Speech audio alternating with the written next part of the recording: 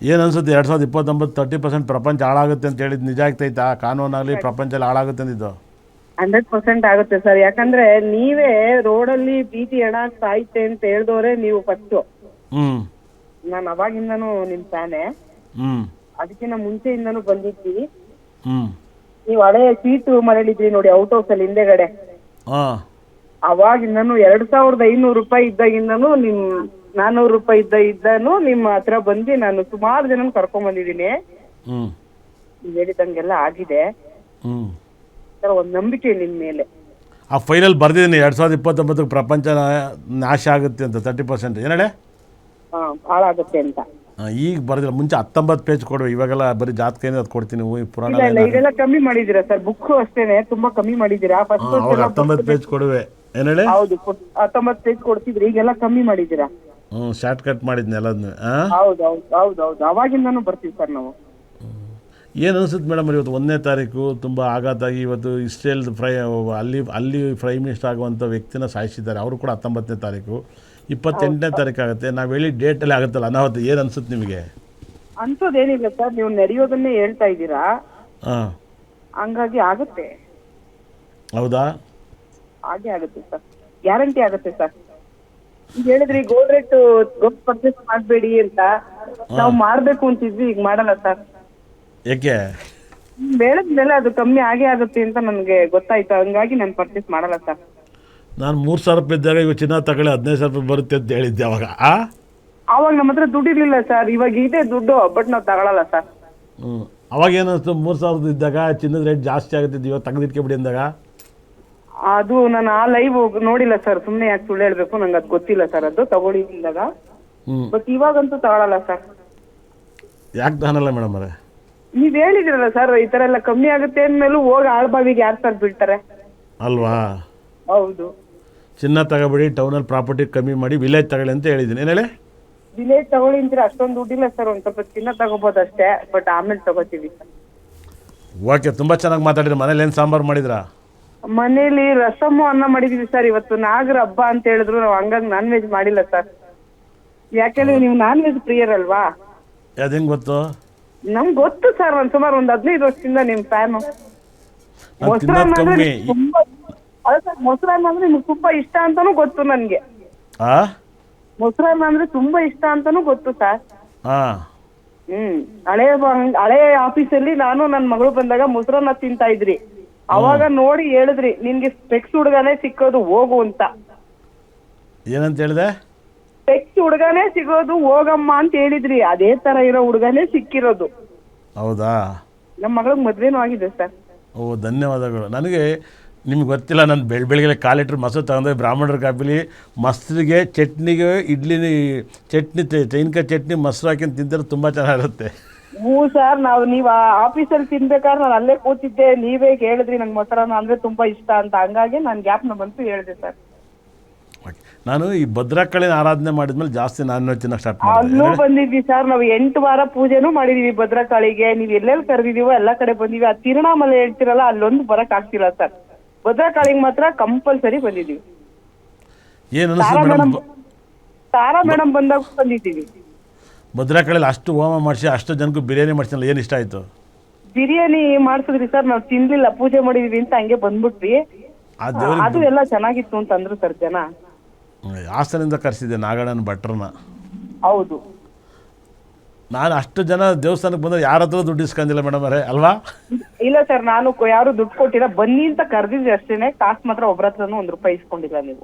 ನಾನು ಪೂಜೆ ಮಾಡ್ತೀನಿ, ನೀವು ಬರ್ರಿ, ನಿಮಗೂ ದೇವರು ನನಗೂ ದೇವ್ರು ಅಂತೀನಿ. ಏನೇ? ಹೌದೌದು, ಅದು ಸತ್ಯ ಸರ್, ಸುಳ್ಳಲ್ಲ ಅದು. ಯಾರು ಏನಾರ ಅನ್ಲಿ, ಅದು ನಾನು ನಂಬಲ್ಲ. ನೀವು ಬನ್ನಿ ಅಂತ ಕರೆದಿದ್ರಿ, ನಾನು ಬಂದಿದೀವಿ, ಪೂಜೆ ಮಾಡಿದೀವಿ. ಆ ತಾಯಿನ ಪೂಜೆ ಮಾಡಿದೀವಿ, ಆರಾಧನೆ ಮಾಡಿದೀವಿ. ಆ ತಾಯಿನೇ ಒಂಥರ ಕ್ರಾಸ್ ಆಗಿದ್ದಾಳೆ ನೋಡಿ ಸರ್, ಭದ್ರಕಾಳಿ ದೇವಿ ಸ್ವಲ್ಪ ಕ್ರಾಸ್ ಆಗಿದ್ದಾಳೆ.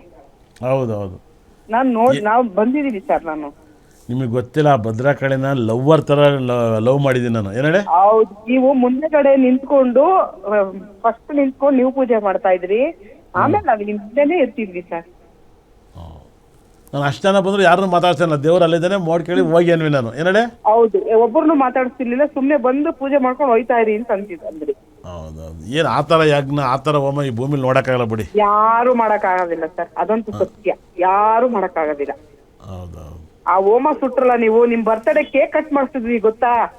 100 kg 100 kg ಕೇಕು ಅಲ್ಲೇ ಇದ್ವಿ ನಾವು. ನೀವು ಕೇಕು ಸಹ ನಾನು ನೋಡಿದ್ವಿ, ಎಲ್ಲಾ ವಾರನೂ ಬಂದಿದೀವಿ, ಕೇಕ್ ಕಟ್ ಮಾಡಿದ್ದು ನೋಡಿದ್ವಿ. ಆ ಎಲ್ಲ ಇರು ಈ ನಾಯಿಗಳು ಕಚ್ಕೊಂಡ್ ತಿನ್ನೋರು ಹಂಗ್ ಕಿತ್ಕೊಂಡ್ ತಿನ್ಬಿಟ್ರು ಆ 100 kg ಕೇಕ್ನ. ಅಲ್ವಾ? ಆ ಕೇಕ್ನ ತಗೊಂಡು ದೇವ್ರಿಗೆ ತಗೊಂಡೋಗಿ ಪೂಜೆ ಮಾಡಿಸಿ ಅದಕ್ಕೆ ತೀರ್ಥ ಹಾಕ್ಸ್ತು. ಮಾಡಿಸಿ ನೀವು ಈಚೆಗಡೆ ಬಂದು ಆ ಬಾಗ್ಲ ಹತ್ರ ನಿಂತ್ಕೊಂಡು ಕೇಕ್ ಕಟ್ ಮಾಡಿದ್ದು ಎಲ್ಲ ಪ್ರತಿಯೊಂದು ನೋಡಿದೀವಿ ಸರ್ ನಾನು. ಈಗಲೂ ಆ ಥರ ದೇವ್ರು ನೋಡೋಕ್ಕಾಗಲ್ಲ ಅನ್ಸುತ್ತೆ ಮತ್ತೆ ಅಲ್ವಾ ಆಗಲ್ಲ ಮೇಡಮ್? ಸರ್, ಆಗಲ್ಲ. ಈಗ ನಾವು ಅಲ್ಲಿ ಬರೋಕ್ಕೂ ಆಗಲ್ಲ, ಬಟ್ ಆ ತರ ದೇವ್ರು ನೋಡಕ್ಕೂ ಆಗಲ್ಲ ಸರ್, ಅದಂತೂ ನಿಜ. ನಾನು 2 ಸರಿ ದೇವ್ರ ಹತ್ರ ಮಾತಾಡಿದ್ದೀನಿ ಮೇಡಮ್ ಅವ್ರು, ಭದ್ರಕಾಳಿ ಹತ್ರ. ಹೌದು, ಹೇಳಿದ್ರಿ ನೀವು ಈ ಮಾತನ್ನ ನಮ್ಮ ಹತ್ರ. ಇವತ್ತು ಆ ಹುಡುಗ ಬಂದಿದ್ದ, ಹೌದ್ರಾ? ಅವನು ನಿಂಬೆಹಣ್ಣು ಹೂ ಕೊಟ್ಟಿದ ತಕ್ಷಣ ಯಾರು ಕೊಟ್ಟಿದ್ದಂದ್ರೆ ದೇವ್ರು ಗರ್ಭಿಣಿ ಕೊಡ್ತು ಅಂತ ಒಂದು ಅಮ್ಮ ಅಜ್ಜಿ ಹಣ್ಣು ಮುತ್ಕೆ ನಾವು ಒಂದ್ಸರಿ ಹಿಂಗೆ ಕೊಟ್ಟಿದ್ಕಲ್ಲ, ಇದು ನಂಗೆ ದೇವರೇ ಕೊಟ್ಟಿರ್ಬೇಕಲ್ಲ, ಜ್ಞಾಪನ ಇಟ್ಕೊಳ್ಳ ಇವ್ರು ನೋಡ್ಬೇಕಂತ ಮತ್ತೆ ಮಾಯ ಆಗ್ಬಿಟ್ರು. ಹೌದು. ಇವತ್ತು ಆಫೀಸಲ್ಲಿ ನಾನು ಅವನು ಮಾತಾಡ್ದ, ಅವ್ನು ಭಾಳ ದೊಡ್ಡೂರು, ಯಾವುದೋ ಊರು, ಅವನು ಉತ್ತರ ಕರ್ನಾಟಕ, ಅವ್ನು ಬಂದಿದ್ದು ಇವತ್ತು ಆಫೀಸಿಗೆ, ವೀರೇಶ್ ಅಂತ. ಹೌದೌದು. ನಿಂಗೆ ನೆನಪಿದೆಯಲ್ಲ ಮಗ ಅಂದ್ರೆ, ಹೂಕು ನೆನಪಿದೆ ಅಂದ ಅವನು. ಹೌದು ಸರ್, ಅದೆಲ್ಲ ಭದ್ರಕಾಳಿ ದೇವಸ್ಥಾನದ್ದು, ನಿಮ್ ಬರ್ತಡೇದು, ನಿಮ್ ಹೋಮದು ಯಾರೇನು ಮಾತಾಡಂಗಿಲ್ಲ ಸರ್. ನಿಮ್ಮನ್ನ ನಂಬದೇ ಇರೋರೆಲ್ಲ ಇವಾಗ ನಿಮ್ಮನ್ನ ಫಾಲೋ ಮಾಡಿದೀವಿ, ನಂಬೋಂಗ್ ಮಾಡಿದೀವಿ, ಎಲ್ಲಾನು ಮಾಡಿದೀವಿ. ನೀವು ನಂಬೋದು ಸರ್, ಸುಳ್ಳು ಹೇಳ್ತಿಲ್ಲ, ಇದಂತೂ ನಿಜ. ಯಾವ ಥರ ನಿಜ? ಈಗ ಆರ್ಯವರ್ಧನ ಬಿಡೋ ಅವನೇನು ಅನ್ನೋ ರೀತಿಲಿ ಇದ್ದವ್ರನ್ನೆಲ್ಲ, ಹೌದು ಅವ್ರು ಹೇಳಿದ್ರು ಸತ್ಯ ಆಗಿದೆ ಅಂತ ನಾವು ಅವ್ರನ್ನ ಕನ್ವಿನ್ಸ್ ಮಾಡಿ ಅವ್ರು ನಿಮ್ಮ ಆಫೀಸಿಗೆ ಕರ್ಕೊಂಡ್ಬಂದು ನಿಮ್ ಜೊತೆ ಕೇಳಿಸಿ ಎಲ್ಲ ಮಾಡಿದೀನಿ. ಮೇಡಮ್ ನಮ್ಮ ಹತ್ರ ಕೇಳಕ್ಕೆ ನೋಡಿ ಮೇಡಮ್ ಅವರೇ, ಎಲ್ಲ ನಾವೊಂಥರ ದೇವ್ರಿದ್ದಂಗೆ ಮ್ಯಾಲ್ ಕತ್ತೆ ತುಗಿದ್ರೆ ಯಾರಿಗೆ ಬೀಳುತ್ತೇಳಿ?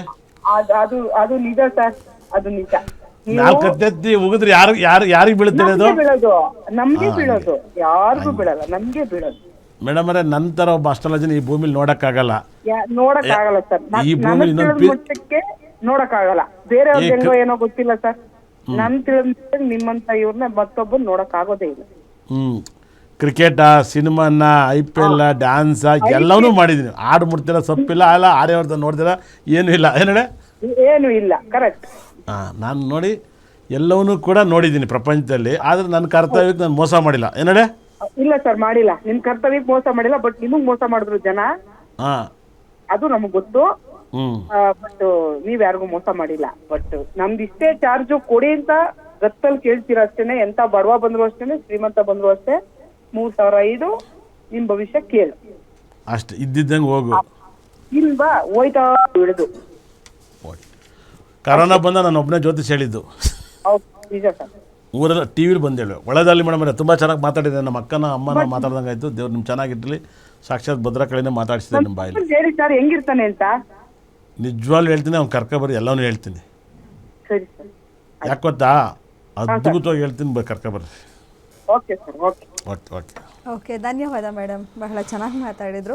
ನಿಮ್ಮೂರಿನಿಂದ ವಿಶ್ವ ಮಟ್ಟದವರೆಗೆ ರಾಜಕೀಯ, ಸಿನಿಮಾ, ಸ್ಪೋರ್ಟ್ಸ್ ಯಾವ ಸುದ್ದಿಯೂ ಮಿಸ್ ಆಗಲ್ಲ. ಬರೀ ಸುದ್ದಿ ಅಷ್ಟೇ ಅಲ್ಲ, ಜೊತೆಯಲ್ಲೇ ಇರುತ್ತೆ ವಿಶ್ಲೇಷಣೆ. ಗ್ಯಾರಂಟಿ ನ್ಯೂಸ್ನ ಸಬ್ಸ್ಕ್ರೈಬ್ ಮಾಡಿ, ಫಾಲೋ ಮಾಡಿ, ಕ್ಷಣ ಕ್ಷಣದ ಅಪ್ಡೇಟ್ಸ್ ಪಡೆಯಿರಿ.